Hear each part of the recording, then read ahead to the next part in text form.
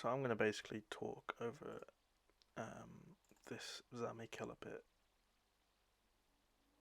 even though I can't actually particularly see what's going on, to try and explain what I do, I suppose.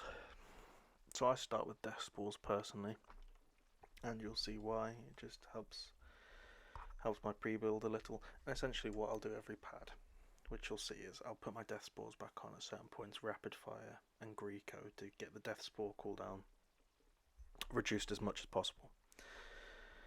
So basically, I'm just spamming deathspores essentially alongside the Nami crit.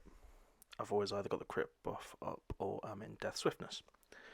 So the way I start, and again this is not efficient, is I go in, I Greco deathspore the first witch and hope I don't get max stacks because that annoys me.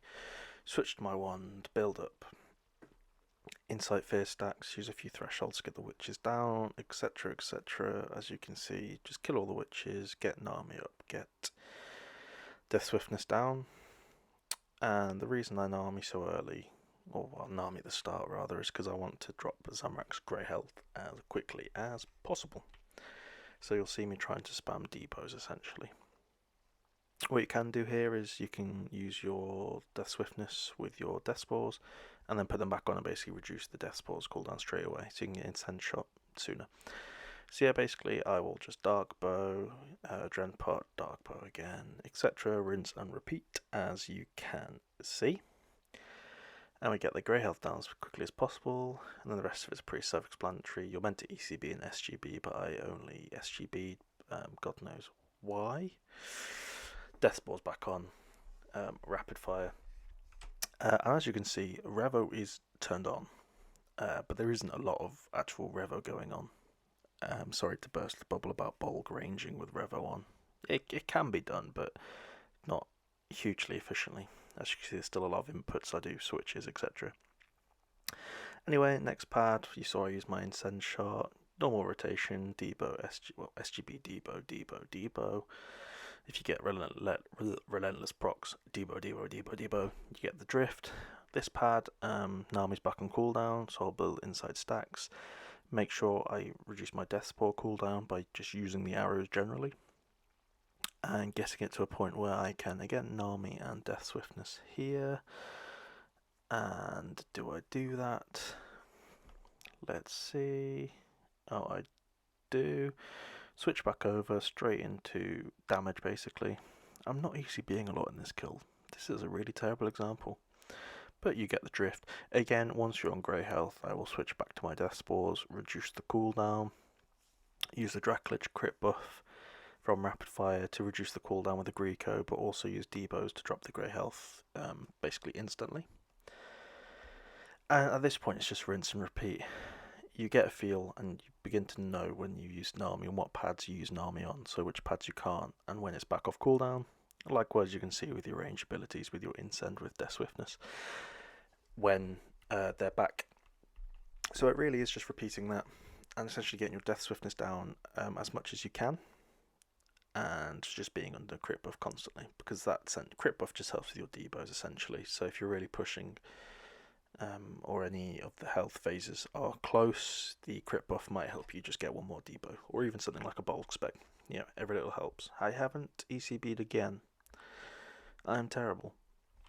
But yeah, you can see that pretty much every pad is the same. I'm either using Death Spores to get Death Swiftness down, or reducing Death Spores cooldown, or Namiing, or Incense Shotting, etc. And what I tend to find myself doing is making sure that the Death Spores are basically back for P7. So that's one of the priorities, and you'll see why. Definitely ECB this phase because it's a pain in the arse, and generally, again, SGB, Debo, etc. Thresholds, just kill the boss.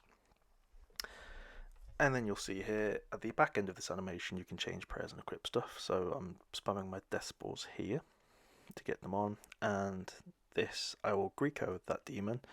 You want to build Death Spore stacks as quickly as possible, which is why it's important they're off cooldown straight away. Get on the boss. I drop my Death Swiftness straight to the wand, use Nami, and Bob's your uncle.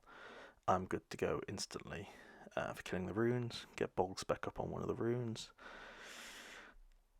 For this one, you just want to attack normally, build your Wen stacks, and then for the third rune, well, the last rune, however many people you're with, get your ECB on, put bleeds on it, do normal abilities, build 3 bulk stacks, drop your SGB, Debo, bulk spec, just kill the boss, generally. And that's a kill. And I'll stick around, unfortunately for you, for the next kill as well, and see if I can explain that as well. Or rather, I might stop speaking here and save your ears and let you just watch what I said. But yeah, essentially, I camp deathspores for a lot of the fights to either reduce the cooldown or get free ultimates, because you always want to be under a crit buff, and again, that is why I bring the one switch. That is why people that use range melee builds, you're either under Meteor Strike or Incense Shot. It's just a game changer. And if not for just doing your general pad health, if you're doing your grey health, so when the witch comes back straight away you can charge pads, and that's where the quicker times come from. Having a quick witcher and being able to drop grey health instantly, so the witch comes back, you're straight into the next pad. And repeat the process. P7, it really is all about getting your ultimate and crit buff down quickly as possible. That method is how I found it easiest and quickest to do that, because then you go to the rune straight away, less damage from the bomb, and generally it's just an easier time. So yeah, again, just build deathspores up. Deathspores are the most important part of this fight if you're going to range camp, or even if you're doing hybrid. Deathspores make your life easier. Even better now with Dracolich with the crit buff from Rapid Fire, because Rapid Fire itself generates stacks, and then using the Greco afterwards, if you've got, a crit ring, a Calg, and a Grim, pretty much all 7 hits of Greco are going to crit, and either that builds all your stacks that you need to use an ultimate, or each crit reduces the cooldown of the deathspores by 1.8 seconds, I think. So, a Greco does absolute work on the timer. And with its slow cooldown, you can just rinse and repeat. Especially becomes even more powerful with how quickly Rapid Fire comes off cooldown with Zami reducing the cooldowns of your thresholds. But yes, repeat the process of deathspores, Nami. Just get your death swiftness down as much as possible. Just make sure you don't fluff it on the second to last pad, or even the last pad. Don't drop your death swiftness, because obviously you want that in P7. But yes, that is. I hope that helped a bit of insight into what I do. Again, it's the revolution's on, but it's not much of revo. Unfortunately, to utilize the bulk properly, you got to play the game. But you'll see, I piercing shot a hell of a lot, especially with deathspores, because the value of getting 2 hits instead of 1, with like you do with most abilities, is obviously very, very valuable. It's your best ability outside of Rapid Fire and Greco for generating stacks, for generating deathspore stacks, for deathspore reduction, etc. So definitely use piercing shot a lot, apart from when you're trying to do damage. Obviously it's a little bit useless if you're trying to do damage and you're popping piercing shot every 2 abilities. But otherwise, that is it.